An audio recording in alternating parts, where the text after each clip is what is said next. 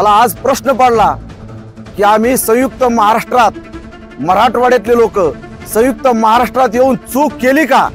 मुंबई ते नागपूर हायवे समृद्धी महामार्ग झाला त्यावेळेला कुठल्याही शेतकऱ्याला आंदोलन करायचं काम पडलं नाही। मराठवाड्यातल्या शेतकऱ्यावर अन्याय तुम्ही करतायत। मराठवाड्यातले शेतकरी एकदा पेटून उठले तर तुम्हाला पळतय भुई कमी होईल।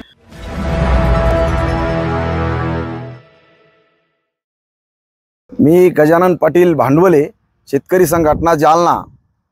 आज देवमूर्ती येथे शेतकऱ्याला भेटायला आलो तर बाधित झालेल्या शेतकऱ्याशी चर्चा केल्यानंतर जो मार्ग समृद्धीचा मार्ग जालना ते नांदेडला जात आहे त्याचे ज्या शेतकऱ्याची अपेक्षा आहे तो मोबदला सरकार देत नाही।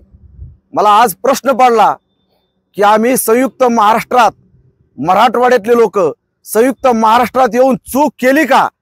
कारण ज्या वेळेला 4 वर्षापूर्वी मुंबई ते नागपूर हायवे समृद्धी महामार्ग झाला त्यावेळेला कुठल्याही शेतकऱ्याला आंदोलन करायचं काम पडलं नाही आणि योग्य तो मोबदला त्या शेतकऱ्याला दिला गेला।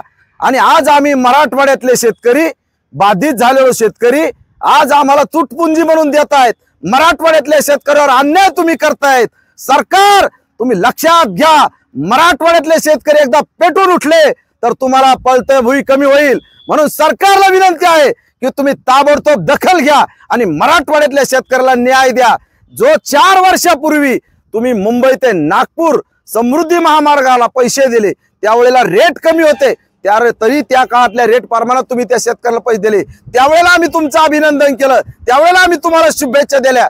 पण आज आम्ही मराठवाड्यातल्या शेतकऱ्याला आज पैसे भेटत नसन तर आज तुमचा आम्ही निषेध व्यक्त करतो। आणि जर का तुम्ही आमच्या शेतकऱ्याला आज जर का अपेक्षित पैसे दिले नाही तर पूर्ण टोटल मराठवाड्यातला शेतकरी ह्या झालेल्या बाधित झालेल्या शेतकऱ्याच्या पाठीमागे खंबीरपणे उभा राहून हे आंदोलन तीव्र करू एवढंच या निमित्तानं आज तुम्हाला इशारा देतो। सरकारने याच्यावर दखल घेतली पाहिजे एवढं या निमित्तानं आज तुम्हाला सांगू। नंतरचं आंदोलन मग तुम्हाला ते मागात पडल एवढंच या निमित्तानं सांगतो तुम्हाला।